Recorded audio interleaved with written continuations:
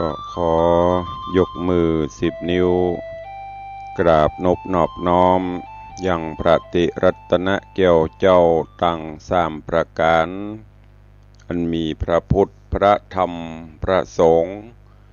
อันเป็นสรณะที่เปิ่งที่เคารพนับถืออันสูงสุดในชีวิตกราบคารวะแทบไตรไวยสาปารมีธรรมพระมหาเถรานุเถระเจ้าคณะพระสังฆาธิการภิกขุสงฆ์องค์สามเณรจุตนจุองค์โดยความเคารพเจริญสุขเจริญพรกับญาติโยมสาธุชนติ่นจองห้องวัดจุหนุ่มเท่าใจยิงขอน้อมต้อนรับทุกท่านเข้าสู่รายการมรดกธรรมกำเมืองต่างสถานีวิทยุกระจายเสียงพระพุทธศาสนาแห่งชาติและสังคมคลื่นเพื่อการศึกษาพระพุทธศาสนาและวัฒนธรรมคลื่นพระพุทธศาสนาและจริยธรรมประจนคลื่นบริการสาธารณะกระจายเสียงจากสถานีวิทยุวัดฝ่ายหินตำบลสุเทพอำเภอเมืองจังหวัดเชียงใหม่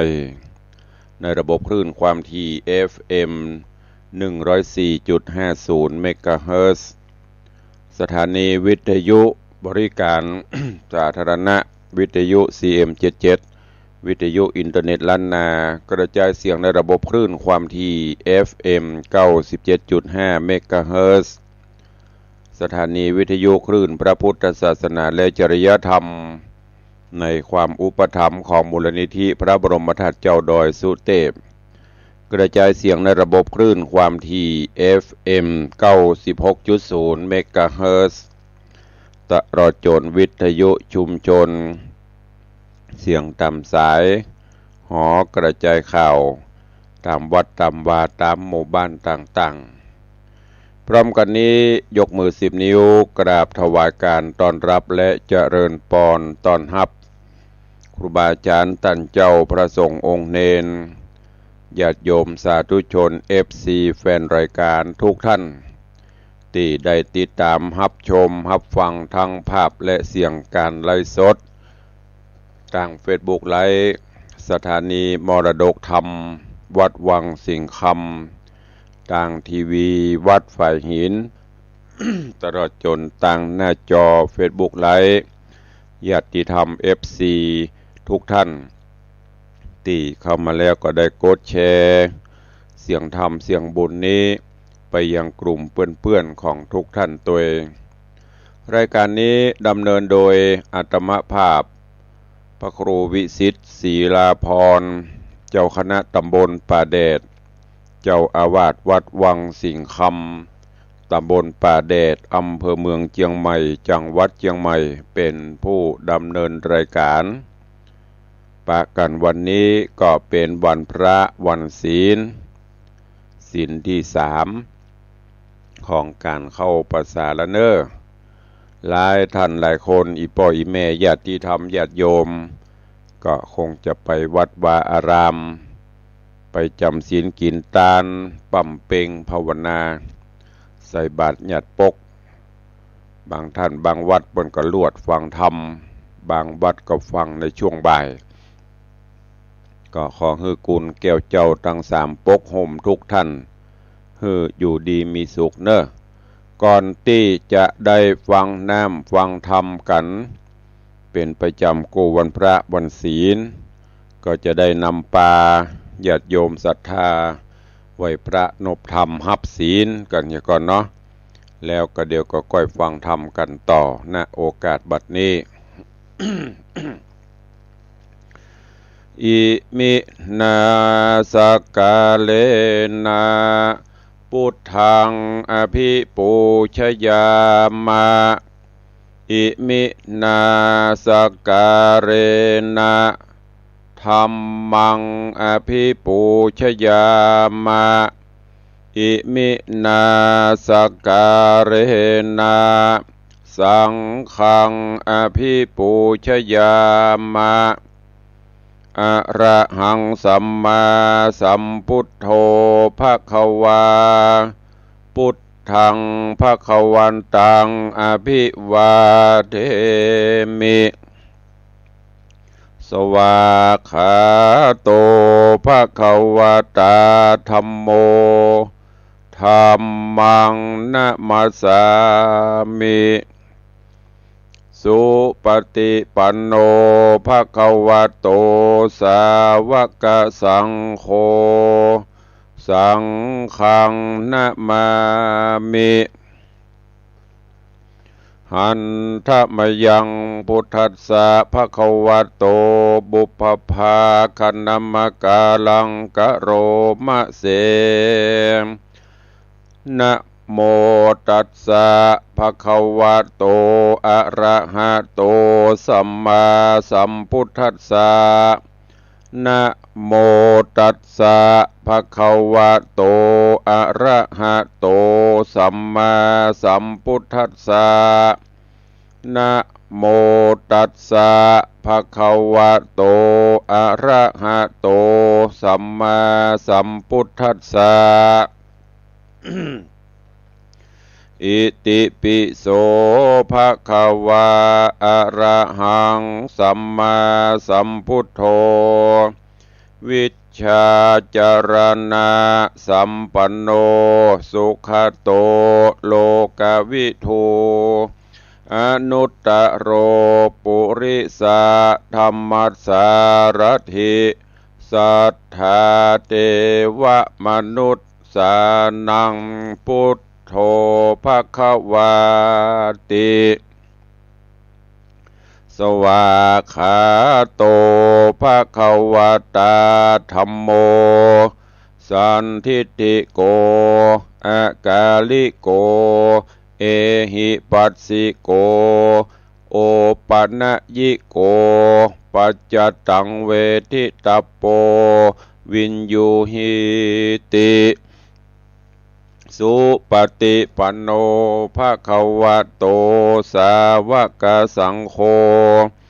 อุชุปฏิปันโนภควโตสาวกสังโฆญาญะปฏิปันโนภควโตสาวกสังโฆสามีจิปฏิปันโนภควโตสาวกสังโฆยะทิทางจัตตาริปุริสายุคานิอัฏฐปุริสาปุคลาเอสะภะคะวะโตสาวกสังโฆอาหุนยโยปาหุนยโยทักขินยโยอัญชลีกาลนิโยอนุตตรังปุญญเขตังโลกัสสติได้ไหวพระนบธรรมเข้าเฝ้าพระพุทธพระธรรมพระสงฆ์ตอนนี้ไปตั้งอกตั้งใจสมาทานหับศีลเนอนะโมตัสสะภะคะวะโตอะระหะโตสัมมาสัมพุทธัสสะนะโมตัสสะภะคะวะโตอะระหะโตสัมมาสัมพุทธัสสะนะโมตัสสะภะคะวะโตอะระหะโตสัมมาสัมพุทธัสสะพุทธังสรณังคัจฉามิธัมมังสรณังคัจฉามิสังฆังสรณังคัจฉามิตุติยัมปิพุทธังสรณังคัจฉามิตุติยัมปิธัมมังสรณังคัจฉามิตุติยัมปิสังฆังสรณังคัจฉามิตติยัมปิพุทธังสรณังคัจฉามิ ต ตติยัมปิธัมมังสรณังคัจฉามิตติยัมปิสังฆังสรณังคัจฉามิปานาติปาตาเวระมณีสิกขาปะตังสมาติยามิอตินนาตานาเวระมณีสิกขาปะตังสมาติยามิกาเมสุมิจฉาจาราเวระมณีสิกขาปะตังสมาติยามิมุสาวาตาเวระมณีสิกขาปะตังสมาติยามิสุราเมรยะมัชฌะปมาทัฏฐานาเวระมณีสิกขาปะตังสมาติยามิอิมานิปัญจสิกขาปะตานิสีเลนะสุขติงยันติสีเลนะโภคะสัมปทาสีเลนะนิพุติงยันติตัสมาสีลังวิโสทะเยได้ไหวพระนบธรรมน้อมนำเอาหลักศีลหลักธรรมข้อวัดปฏิบัติไปใจไปประพฤติปฏิบัติในการดำเนินชีวิตประจำวันอย่างที่ได้บอกแต่ต้นวันนี้เป็นวันพระวันธรรมสวนะวันพระวันศีลเป็นวันที่จะได้งดเว้นจากสิ่งต่างๆอาทิอบายมุขต่างๆเป็นต้นทำวันพระคือเป็นวันเพ็ญทำวันพระคือเป็นวันเพาะบ่มจิตใจเพาะบ่มศีลธรรมน้อมนำใส่จิตใจทำให้เป็นเพชรก็คือกันเกลาขจัดสิ่งต่างๆที่เป็นไปตามอบายมุขต่างๆออกไปชำระล้างจิตใจคือสดใสผ่องแผ้วโดยการมีศีลมีธรรมอาบน้ำฟังธรรมกันวันพระวันศีลวันนี้ตอนนี้ไปก็เจิญอีพ่ออีแม่ได้สดับรับฟังพระธรรมเทศนาในเรื่องของ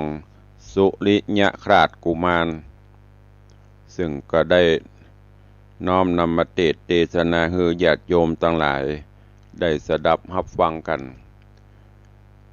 ก็ผ่านไปหลายภูกหลายตอนในตอนที่แล้วอันเป็นภูกท่วนที่3ภูกที่3ตอนที่2ตอนจบวันนี้จะขึ้นภูกที่4เรื่องราวของสุริยคราชในตอนที่แล้วก็ลำดามาถึงโพธิสัตว์เจ้าสุริยคราชหลังจากที่แม่นาคได้นำปลาไปสู่อยู่ในเมืองนาคบาดาลก็โดยจุดประสงค์จะให้ไปเป็นเขยก็ได้ไปอยู่ในบ้านในเมืองนาคจนกระทั่งป่อพญาเจ้าเมืองนาคได้ทดสอบพญาสติปัญญาจึงได้ฮู้ว่าเป็นผู้มีปุญญาบารมีแล้วก็ได้ยกลูกสาวคือกิษณาคือเป็นกู้เป็นกีมอยู่ด้วยกันไปย้อนกล่าวถึงสลีคำอันเป็นอันแม่ที่ได้มาด้วยกันที่ได้ปัดได้พรากจากกันนางก็ละเวเหโหนเสาะหาลูกจนกระทั่งไปอยู่ที่หิมตาน้ำก็มีปอกาสะเปาก็ปากันลอยล่องสะเปามาเพื่อที่จะไปก้าไปขาย พอมาถึงตัดที่หั่นก็ได้หูได้หันนางอยู่ที่ตา บางพ่องก็ว่าโอ้บัลลังก์เป็นยักษ์เป็นแยงถ้าเป็นยักษ์เป็นเย็นถ้าแรงเป็ดมาจ้าบางพ่องก็อาจจะเป็นทิพยธรหมอนมินกะต่างคนก็ต่างคิดไปต่างๆนานาเกิดไปเกิดมาโอ้ไปใจกล้าถ้าจะเป็นมนุษย์เป็นคนเขาเนี่ยก็เลยปากันบักละมากันพักจอดเพื่อที่จะจะจ๋าหรือว่าที่จะเอานางไปตัวตอนนี้ต่างก็มาพ่อประกอยกันบางพ่องก็ให้เข้าใกล้บางพ่องก็เข้าใกล้ไปได้เพราะว่าโดยศีลโดยธรรมของนางไผเข้าไปใกล้ก็ฮ้อนเนี่ยจะได้นี่อย่างก็บ่ได้เอาไปทางใดก็บ่ได้สุดท้ายแล้วก็เลยอาจจะคิดบดีบงามกับเปิ่นจนกระทั่งสุดท้ายมาหมู่พ่อจ่าพ่อใจพ่อกาสะเปาตั้งหลายเหล่านั้นได้กลับกลายเป็นเปิ้นฮ้องว่าเป็นอย่างอิถีเป็นแม่ยิงตัวเป็นชายใจเป็นแม่ยิงไปสุดท้ายมาเขาก็มากันมาขอขมากับแม่นาง สลีคำนางก็ฮืออภัยนางก็ฮืออโหสิกรรมจนกระทั่งทุกอย่างกลับเข้าสู่เป็นภาวะปกติตอนที่แล้วมาถึงที่นี่จบลงไปวันนี้ก็ฟังกันต่อว่าสุริยคราชกุมารจะเป็นจะใดเจิญป่อออกไม่ออกศรัทธานาบุญทั้งหลายได้ติดตามรับฟังในผูกทวนที่สี่เป็นลำดับไปณโอกาสบัดนี้ นะโมตัสสะภะคะวะโตอะระหะโตสัมมาสัมพุทธัสสะสาธุโวฟังลาโสตุจนะสัพพุริสะตังลายตั้งยิงและใจหนุ่มเท่าตีปากันเล่าตีตามทอมทาดาฟังยังลัสธรรมเทศนา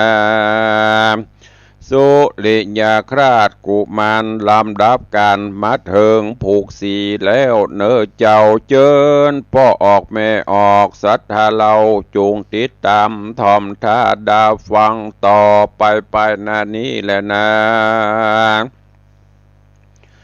ที่นั้นพ่อกาตั้งหลายก็มาย่อมือผายนบไว้ว่าข้าแด่เต้าไทยภาพประจาอันว่านางนี้นางามจื่นจ้อยผู้ข้าน้อยหากป่ามาแต่ฝั่งกงกาน้ำใหญ่ในป่าไม้หิมปานนางนงครานมีบุญกว้างได้ก่อสร้างมากหลวงลายไผ่บอกกายไก่ได้จริงนำมาฮือแก่พระเงาไทยแปลงเมืองแม่นพระบุญเรืองใครใดจุงไทยไว้แสนคำแต่เตอะว่าอันเมื่อนานพญาได้ยินแล้วมีว่าก้านางเกี้ยวนานาม100,000 คำเป็นขนาดเต้าธิราชก็ยินดีว่าของกูมีบ่ไรกูจักไทยไว้เจยโจมสู้จักสมกำไฟกูเต้าไทยบ่ฮื้อเสียกำจ่าแล้วเต้าก็ยกโยธามวลหมู่ปอกเข้าสู่เวียงใจแล้วก็ไขบอกเราแก่นางนอนเนามาเฮสีสั่งรวมมีแงมจ้างามอาจ12นางนาฏโสภาดังนางกัญญามวลหมู่วาสูจุงอยู่ท่าดาหันยังนางสะวันผู้มาใหม่กูจักไทยไว้เป็นเตวี สู่อย่ามีกรรมประมาทยังนางผู้มีรูปงามอาจเหลือคนเป็นดังตนนางฟ้าอันอยู่แหล่งลาคงสวรรค์นั้นแหละนาว่าอ่านยามนอนนางเตวีตั้งหลายน้อยใหญ่เอาการน้อมไว้ทูลสาวาคาเดมหาราชเจ้าตนเป็นปิ่นเกลาประจาตาโอปอยหาสัจจะบอดใดจักเอานางผู้มาใหม่เป็นอัคมเหสีกรรมหัวตีว่าไว้เต้าไทยปอยตุมได้คนตั้งหลายจักกล่าวถอยไพร่ใหญ่น้อยจักนินตาขอมหาราชเจ้าอย่ากืดเล่าปอสองจากพิษกองแบบเบาอันมีแต่เก้าโบราณมาจุงคุณแน่พอแน่แห่งตูข้าหลวงลายแดเตอร์นา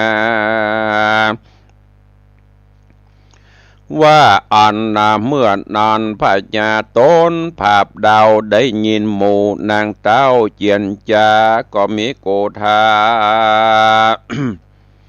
เกิดต้องในแห่งห้องหัวใจเป็นดังไฟมาเอาฮ้อนร้ายเล่าเรร่นก็มีหันแหละนา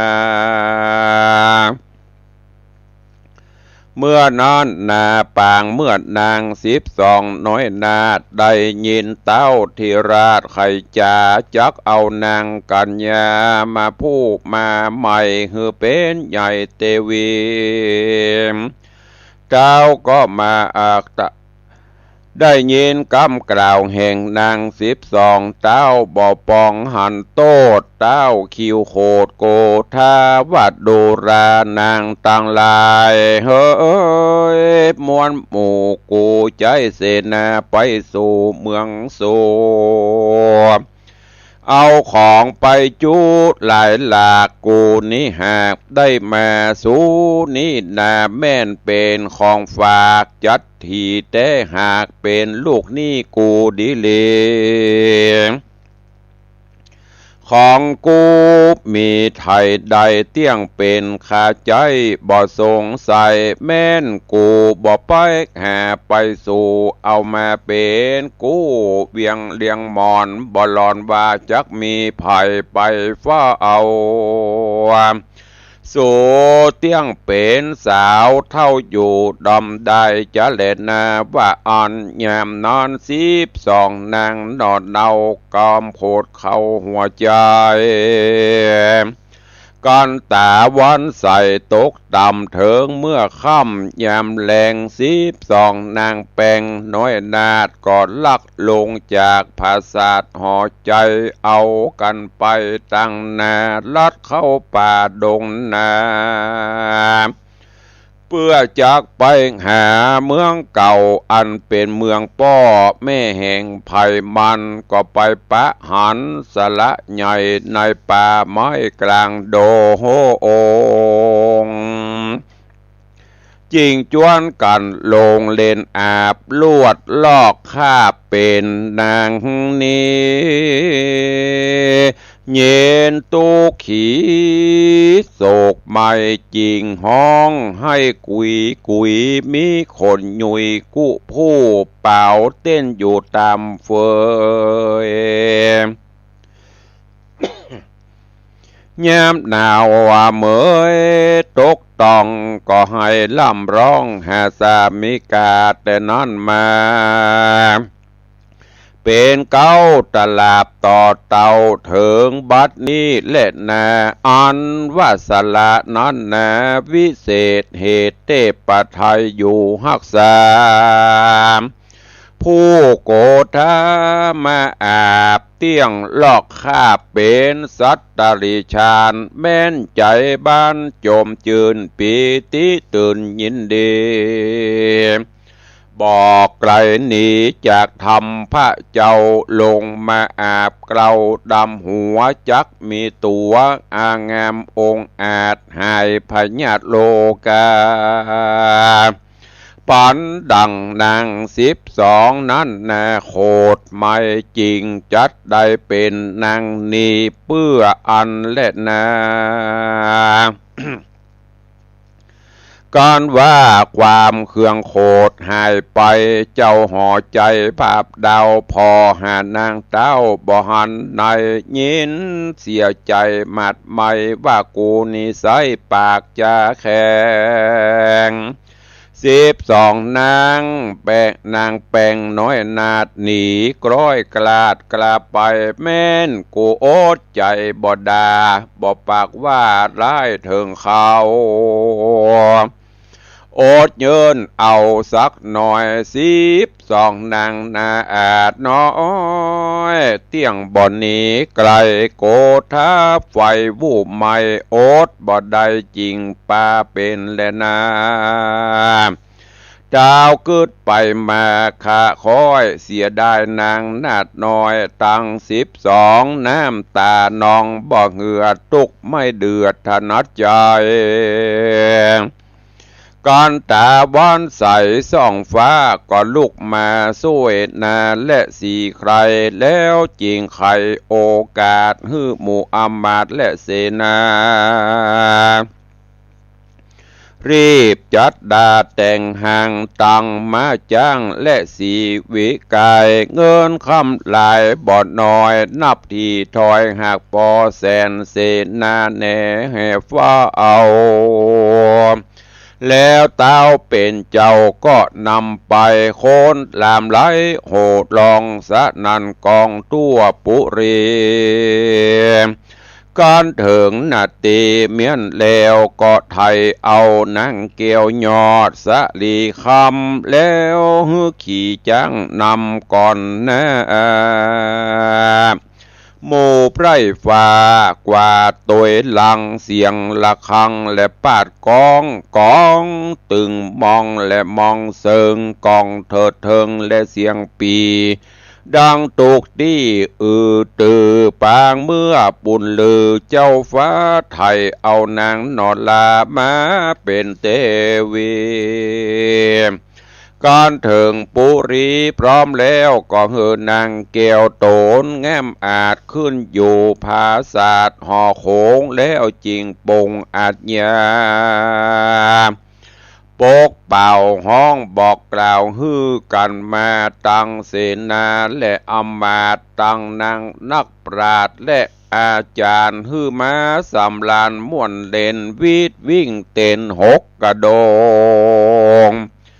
หมู่คนโกะหมู่คนทงฮือมากินเหล้าหมู่คนเท่าฮือมารับพระราชทาน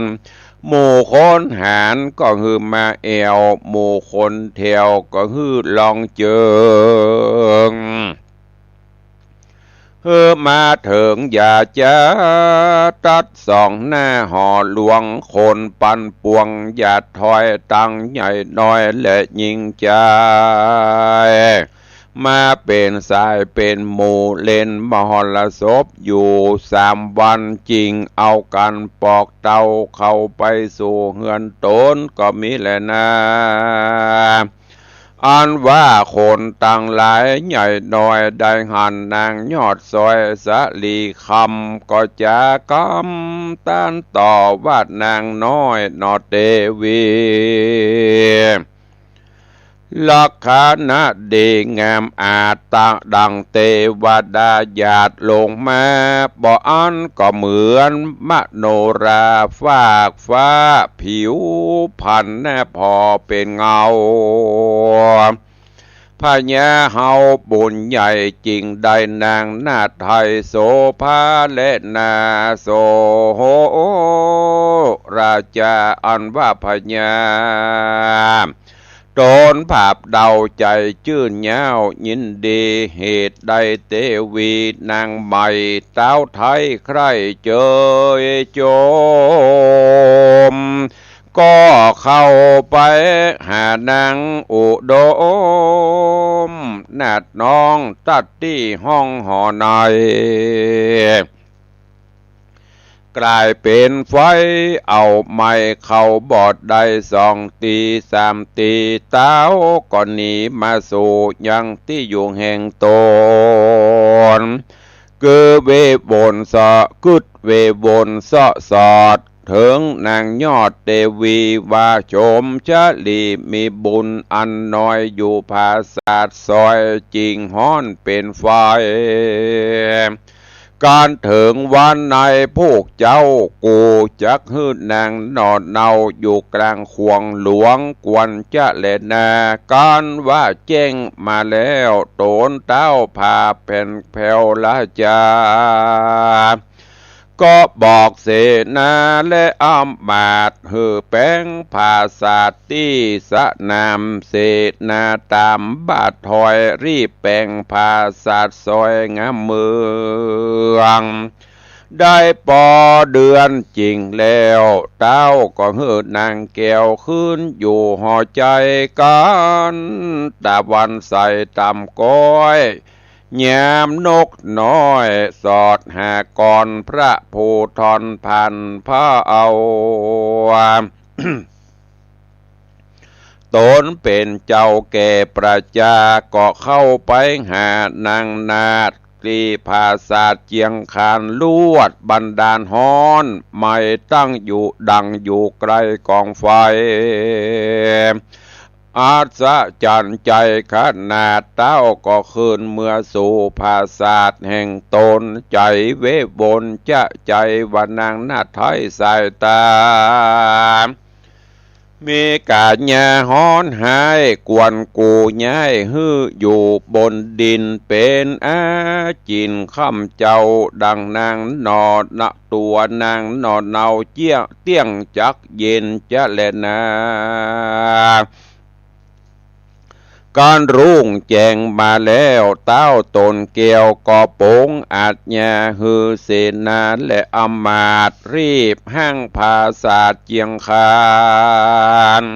เสนาหานบอดจ้าพร้อมหน้าอยู่โยธาเอากันมาเป็นถอยมังภาษาซอยงามตาตามอาจญาเต้าไทยนับบัดใด3 วันจริงเอากันปอกไว้ไหวหน้าสู่เกหาเต้าก่อโป่งอาจญาแถมเล่าว่าจุงเอานางนอดเนาโนงครานไปอยู่สถานโฮมไม้ฮื้อนางนาไทยอยู่เหนือดินจังของจีนของใจเครื่องใจหามาไว้จุอันเสนายันรีบหาวกระตำดังกำต้านตาวจุประการการเถิงปาตมะยามมาหอดเต้าก็สอดไปมาตัวกาญาฮ้อนไม่เข้าบอดได้ลวดคืนมาก็เกตนาแถมเล่าว่ากวนกูเป็นเจ้าฮื้อแปลงภาษาทลอยลมฮื้อนางอุดมน้อยนาดขึ้นอยู่ภาษาทตามสะเบยลมปัดเจยมาตองตัวแห่งห้องเตี้ยงจักเย็นจะเล่นนาการเถิงยามวันมาแถมเล่าเต้าเป็นเจ้าก็บอกเสนาบดูลาหมู่โยธาอมาตกูมักใครแปลงภาษางามตาสูง30 ว่าเป็นขนาดเพื่อเฮือนางราชเทวีได้อยู่ดีสุขยิ่งในห้องมิ่งหอลมเสนาปะนม พระนมเมื่อไวฮับเอาอาจแย่เต้าไทยก็ไปบอกเจ้าเมืองคนนั่นเนืองสำถอยตั้งใหญ่หน่อยยิ่งใจเอากันคงควายแป่งภาษาสูงขนาด30 วาพ่องก็จะจมพ่องก็ห้ามว่าอย่าจะแข็งเขารีบแป่งจะใจนานว่าได้9 เดือนพอดูเหมือนหยาดฟ้าแงนหน้าพอดังลอยลมเสนาก็ไปบางโคมอภิวาทเฮอเต้าที่ราชได้โหจุประการพระผู้บานตนโยดก็หือนางนาไทยขึ้นสู่ไปบนอยู่กลางโหนอากาศลมปัดวาดไปมาก่อนตาวันดาตกต่ำเด็กน้อยพร่ำหลับนอนเต้าก็จรไปสู่ยังที่อยู่เตวีตัวอินทรีก็ฮ้อนไม่เข้าหานางบ่ได้เหมือนดังเดิมอ่อนจริงปอกไปนอนตี้เก่ากืดฮ้อนเล่าลายอ่านถึงได้วันก็ยังฮ้อนบ่ผ่านผ่อนเย็นลงใจเต้าจงไฟหอยแต่นางนาดน้อยเตวีกำกึดมีแถมเล่าว่ากวนกูเป็นเจ้าฮื้อแปลงห่อควางที่ตั้มกลางน้ำกวางในตาตั้งกงกาน้ำไหลมาปัดขวาดเหือตัวนางนงหน้าเตี้ยงเย็นลงจะเล่นนานิธิตังขีญาสังวันนาวิเศษจาห้องเหตุธรรมเทศนาสุลิญคราชกุมารผูกท่วนที่4ตอนที่1ก็บังโกมสมเด็จสเด็จพอออกไม่ออกศรัทธานาบุญเฮาเจ้าข้าทั้งหลายได้สดับหับฟังธรรมเทศนาสุลิญคราชกุมารลำดับการมาถึงผูกที่4ตอนที่1แล้วเด้อซึ่งในตอนนี้พญาเจ้าเมืองได้ไถ่ถอนเอาแม่นางสลีค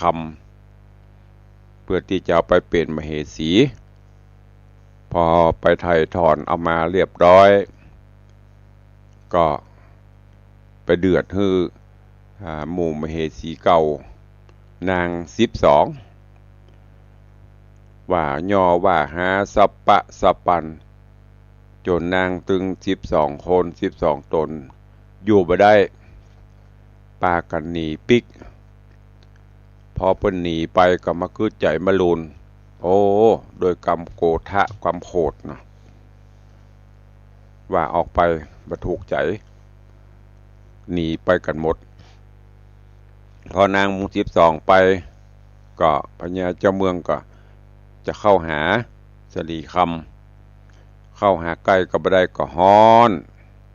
ก็คิดว่าโอ้มันเป็นจังไดอยู่ใกล้นี่มันอึบมันตันกะก็สั่งเสนาอมาตย์แปลงปราสาทแปลงตัดติกลางลานก็ดีคือไปนอนกลางลานคือไปนอนห่มไม้ไปนอนหลายๆที่แปลงสปะสปันเพื่อจะให้ตัวนางเย็นลงแล้วก็จะได้เข้าหาได้สุดท้ายเข้าหาบ่ได้ซักเตื้อแปลงจะได้ก็ได้เอาไปนอนกลางลานก็ได้เอาไปนอนบนเอาไปนอนห่มไม้ก็ได้แปลงปราสาทฮื้อก็ได้ก็ยังเข้าหาบ่ได้เตื้อตอนนี้ก็มาคิดว่าโอ้จะฮื้อหมู่เสนาอมาตย์ไปแปลงปราสาทที่กลางน้ำที่แม่น้ำเพื่อจะฮื้อน้ำมันเย็นกับใกล้น้ำอีกจะได้บ่ได้ก่อยติดตามฟังกันเด้อในตอนต่อไปอันเนี้ยญาติโยมตั้งหลายคนศีลคนธรรมอยู่ที่ไหนก็มี สิ่งศักดิ์สิทธิ์ปกปักรักษาคนใดจะมาเนี่ยหายก็บ่ได้เพราะมีศีลมีธรรมปกโหมอยู่ตรงกันข้ามถ้าขาดศีลไร้ธรรมก็จะนำพาความเดือดร้อนมาสู่ตัวเก่าบ่ว่าต่างใดต่างหนึ่งเด้อก็ฝากไว้กับญาติโยมทั้งหลายก้อยติดตามฟังกันไปในวันต่อๆไปอย่างที่ตุลุงบอกถ้าบัดติดภารกิจกันได้ก็ฟังไปเรื่อยๆปุ่นน่ะ10กว่าผูกตอนนี้กำลังจะขึ้นผูกที่4มันได้เกิ่งอยู่หมดกันมี14ตอน14ผูกกันเนอะก็ให้ติดตามฟังกันไปวันนี้วันพระวันศีลหลายท่านหลายคนก็อาจจะไปวัดไปวาบางท่านก็อยู่บ้านอยู่จองก็ฟังกันไปอยู่ที่ไหนก็ได้ถ้าใจเราเป็นศีลเป็นธรรมเนอะเวลาอยู่บ้านก็มีสมาธิดีหน่อยลูกหลานไปกันไปงานอยู่บ้านก็ฟังน้ำฟังธรรมไปตัวเองถ้าบ่ใครรับก็นั่งสมาธิฟังไปวัดไปวาก็จะดีขึ้นมาหน่อยเพราะว่าสถานที่สัปปายะจะได้มีไผรบกวนลูกหลานก็บ่ได้รบกวนเสียงทีวีทีเวอร์ก็บ่ได้รบกวนก็มาถึงวัดแล้วนะฟังน้ำฟังธรรมนั่งสมาธิกันไปก็ขอให้คุณแก้วเจ้าปกห่มเนอะด้วยเวลาจำกัดเนาะจะได้ไปตักไปตายวันนี้ญาติโยมศรัทธานาบุญเฮาตั้งหน้าจอ Facebook ไลฟ์ก่อนเนาะก็เดี๋ยวก็จะไปตั้งบ้านเนอะไผจะโอ้จะเอ่ยจะจากับตั้งตุลุงก็เจริญปอนเจิญ ขอน้อมต้อนรับพี่นานอินสมเตปินนานอินสม7 สีวันศีลเดือนดับรับฟังธรรมเมืองประเทืองจิตใจสาธุกับพี่นานตัวเนอเจริญปอนคุณโยมสลินทิพย์บุญเลิศน้อมกราบไหว้สาเจ้าสาธุกำลังจะออกไปใส่บาตรเจ้าเสียบหูฟังไปตัวเอง ใจถึงแต่เนาะอนุโมทนาบุญตัวเด้อเจริญปอนโยมขวัญอินทยศน้อมกราบไหว้สาครับผมสาธุเนอะเจริญปอนวันนี้มีพอหลาย 3-4 คนเข้ามาก็เริ่มจะล่อยหล่อลงไปทางตึง Facebook ทางตังอันนี้หายไปก็เป็นอย่างเนาะว่างก็เข้ามาฟังไม่ว่างก็ไม่เป็นไรก็เดี๋ยวจะได้ไปตักไปตายต่างบ้านต่างจองเนาะต่างบ้านก่อนที่จะไปต่างบ้านต่างจองก็วันนี้ขอบพระคุณกับต่างวันนี้วันพุธตัวลืมไปวันนี้วันพุธมโหวาต่างคลื่นสีขาวลิงก็กูเตือนนี้ท่านอาจารย์พระครูอภิวัฒนะบิกรมเพิ่นจะแจ้งเข้ามาปิ้งวันนี้ปกติครับผมก็ถ้าจะปกติอยู่วันนี้เพราะว่าไม่ได้ไล่ครับเพิ่น ใครฟังตั้งอื่นตั้งไกลตั้งใดเนอะก็เดี๋ยวก็แจ้งผลการรับฟังเข้ามาตัวเองวันนี้วันพุธตัวเองวันศีลตัวเองดับพุธไม่ใช่เปลงพุธนะถ้าเปลงพุธนี่เพิ่นจะกุมเข้าอุปคุตกุมเข้าอุปคุตบิณฑบาตมันดับพุธก็ขออนุโมทนาขอบคุณเนอะกับญาติโยมศรัทธาที่ได้ร่วมโมทนาสาธุเป็นเจ้าภาพสังฆทานเป็นเจ้าภาพพิมพ์หนังสือที่ระลึกงานทำบุญครบรอบอายุวัฒนมงคล5 รอบ60 ปีของตุลุงในวังปกติก็จะจัดวันที่21 สิงหาที่จะถึงแต่ว่าปีนี้อย่างที่ได้แจ้งพอออกไม่ออกศรัทธาไปงานมันติดกันประกอบกับเป็นช่วงหน้าฟ้าต้องฟ้าตาฝนบ่สะดวกก็เลยกึดจะได้ปีนี้อายุก็ครบ5 รอบ60เต็มก็จะได้นิมนต์ครูบาสังฆเถระเจ้าหลายตนหลายองค์เป็นร้อยมันก็จะบ่สะดวกประกอบกับญาติโยมมาก็บ่สะดวกฟ้าฝนบ่เอื้อก็เลยจะเลื่อนไปจัดเอาปุ้นเนอะเดือนธันวาคมปลายปีอากาศก็มอกหนาวออดฮอต จะเข้าสู่หน้าหนาวปลายฝนต้นหนาวบรรยากาศดีสถานที่ดีศรัทธาก็จะมีความม่วนงันมีความสุขใจมาร่วมกุยบุญด้วยกันนั่นก็แจ้งกันไปตัวเนอะงานวันนี้ ปีนี้ไปจัดเอาวันที่16-17ธันวาคมเราจะได้หลายอย่างลวดจะขึ้นปีใหม่ลวดส่งเคราะห์เลาะน้ำเพื่อมันมดไปตัวปีเก่าจะได้ต้อนรับปีใหม่ตัวศักราชพุทธศักราชหรือว่าปีพศสากลใหม่ตัวนะก็เชิญทุกท่านเนอะก็ตะว่าได้มีญาติธรรมญาติโยมโดยแม่อุ้ยมอนจันทร์ยาสมุทรบ้านน้อยสันกำแพงแม่อุ้ยมอนติดตามตุลุงมาเมินถึงลูกเต้าเราหลานเปิ้นตัวเป็นกำลังใจมาตลอด แม่อุ้ยมีความจำดีเยี่ยมแต่ที่จุดเปิ้นมาแค่นี้ก็คือภาครับน้อยเดียวบ่ได้อู้ง่ายๆภาษาว่าหูเปิ้นบ่ค่อยได้ยินแต่ถ้าอู้แต่ได้ยินหมดแม่อุ้ยมาทำบุญตะวาคล้ายวันเกิดของเปิ้นครบ94 ปีไหว้พระหับศีลแผ่เมตตาสุดยอดบ่ตกบ่ขัดได้หมดจำได้หมดอู้กันตะวาในใครหัวแลดแลดอายุมั่นขวัญยืนตัวก็ขอบคุณกับโยมแม่อุ้ยมอนตัวแม่อุ้ยมอนจันทร์คำยาสมุทรแม่อุ้ยมอนจันทร์คำมันจะไปหาจันทร์คำแม่อุ้ยมอนจันทร์แม่อุ้ยมอนจันทร์ยาสมุทรมันจะจันทร์คำ แม่อุ้ยมอนจันทร์ยาสมุทรร่วมโมทนาบุญรับเป็นเจ้าภาพสังฆทานชุดใหญ่1ชุด 2,500 บาท ร่วมเป็นเจ้าภาพพิมพ์หนังสือที่ระลึกอันนี้ที่แม่อุ้ยใส่สังฆทานอย่างตุลุงก็เอามาเป็นหนังสือหมดนะอุ้ยเนอะ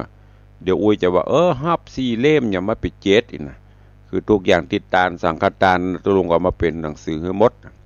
แม่อุ้ยมอนจันทร์ยาสมุทรร่วมเป็นเจ้าภาพพิมพ์หนังสือแฮม7 เล่ม7 เล่มรวมเป็นเงิน 1,100 บาทกว่าในของแม่อุ้ยรวมโมทนาบุญด้วยกันรวมก็เป็น 3,000 กว่าบาทเนาะแล้วก็มีโยมจำนงชัยวันโยมจำนงชัยวันก็เป็นรวมทำบุญอายุ60ตุลุงก็ไปเป็นการหนังสือเด้อได้เห็น1 เล่ม150 บาทแล้วก็มีโยมเด่นโยมปิรัตนาอุ่นแก้วลูกเต้าเหล่าหลานของแม่อุ้ยก็ร่วมเป็นเจ้าภาพถวายถึงสังฆทานถึงหนังสือตุลุงก็เอาไปใส่ให้หมดเด้อรวมเป็นตัวมดก้าของอเด่นของปิรัตนาหนังสือ4 เล่ม600 บาทแล้วก็มีประดวงอุ่นแก้วถวายทานไว้ไปหน้า300ก็เอาไปเป็นหนังสือให้ได้2 เล่มแล้วก็มีโยมน้องกิติกาอุ่นแก้วโยมนางสาวกิติกาอุ่นแก้วแต่ว่าครบรอบวันเกิดก็มาทำบุญถวายสังฆทานถึงมดถึงมวลตัวหลวงเอาไปเป็นการหนังสือให้หมดเนอะได้4 เล่ม600คดีมี650เอา50 บาทไปเปาะปุ่นเนี่ยอันนี้ก็ขอบคุณเนอะทุกท่านตัวแล้วก็มีโยมปราณีนางสาวกิ่งการสายคำร่วมสมทบพิมพ์หนังสือมา1 เล่ม150 บาทอนุโมทนาบุญด้วยเด้ออุ้ยหมอนว่าอุ้ยจะมาแล้ววันเกิดอุ้ยมาแล้วเด้อ มาอยู่แต่ว่ามัดมือบอกไปนับไฟล์นะอุ้ยเด้อไฟล์มีกี่เส้นต่ออายุได้แต่อันน่ะต่อไปจนหมดไฟล์ละอุปตวาใกล้แล้วนะค่ายมืออะไรหรอ บ่มือเตื้ออยู่ตัวก่อนนิบไปก่อนถ้าจะมือ9จะมือ10จะมือตุลุงอายุเต่าอุ้ยก็มือเนอะอยู่ตัวกันไปก็โดยบุญกุศลแม่อุ้ยแข็งแรงดีอยู่โหแล้ว90จะเมื่อแล้วนะบ่เมื่อเด้ออยู่มาต่อมาแฮม4 ปีนะฮะต่อไปเรื่อยๆเนาะต่อบุญกุศลไปเนอะขอบคุณกับแม่อุ้ยมอนจันทร์ยาสมุทรและลูกหลานตันเต้าตัวเนอะเอาต่างบ้านต่างจองไขฟังโยจะอู้จะเอ่ยกับตุลุงก็เข้ามาวันก่อนก็มีของไอ้พรตรียมปี้แสงซา บุญชัยเด็กชายแสงเมืองเด็กหญิงอัญชลีแสงเมืองจากแม่ริมก็ร่วมเป็นเจ้าภาพสังฆทานชุดใหญ่มา1ชุด 2,500 บาทก็เก็บไปเรื่อยๆเนาะแจ้งความจำนงหอมกันไปเรื่อยๆจะจ่ายประมาณ169หรือว่า170นะประมาณนั้นถึงปู่จานตึงพระเจ้าประทับตึงอาจารย์พิเศษมื้อเนี่ยก็ประมาณ170กว่าชุดเพราะว่าอายุ60ก็จะว่ากาว่า69ก็เป็น169 170ไปหมดแล้วแต่หน้าบุญมันเด้อได้แต่ได้ก็ว่ากันไปตลอดจนต้นเงินต้นทองต้นเพชรก็ยังเปิดโอกาสให้ญาติโยมเขาได้เป็นเจ้าภาพอยู่ต้นเงินต้นละ999 บาทต้นทองก็ต้นละ9,999 บาทต้นเพชรต้นละ100,000 บาทอันนี้เป็นกองกลางกองทุนนิธิวิสิตศรีลาภรณ์แต่ว่าแม่อุ้ยจำได้ดีเยี่ยมแม่อุ้ยมนจันว่าอันตุลงจัดอันทำบุญมาตั้งแต่อายุ48แล้วหน่อยแม่แล้วเราไม่อุ้ยไม่ได้นี่60ละขอบคุณทุกท่านด้วยรักปิ้งวินบอยเนาะวันนี้วันพระวันศีลใครฟังอยู่ที่ไหนตั้งใดเอ่ยวันนี้ตั้งคลื่นสีขาวพลิงก็จะใครฟังพ่องก็แจ้งเข้ามาตุลุงตัวเนอะวันนี้เพราะเป็นประจำทุกวันพุธทางอาจารย์พระครูอภิวัฒนวิกรมจะถวายเวลาลิงก์ไปตั้งคลื่นสีขาวตัว1 ชั่วโมงใครฟังอยู่ที่ไหนตั้งใดพ่องก็คือกำลังใจกันเข้ามาทางหน้าจอก็มีพี่นานมี 3-4 คนวันนี้ตักปิ้งบินบ่อยหมดทันนี้บัทายกะบ่ออกอากาศกะใครฟังพ่องขอเมตตากิ้งเข้ามาสักสายหรอมีก็ว่ามีก็ว่ามันบ่ออกอากาศมีไหมออกอากาศหรือเปล่าออกอยู่กันแล้วตอนในหน้าเฟซเปิ้นก็แจ้งมาอยู่หรอตุลุงบ่ได้จมเด้อบางพ่อเพิ่นมาโทรก็จมบ่ได้จมแต่เมตตาแจ้งให้ตุลุงสักคนหรอมาละจันคำถึงฟังตลอดเอาว่าใดแม่อุ้ยจันเปิ้นเอาสั่งแล้วจันคำจะเอาได้เปิ้นก็แล้วเปิ้นจะปรับแล้วนะเปิ้นจะปรับผู้สูงอายุไปเดือนหมื่นก่อนนะเขาสาธุมันมีมานับจับ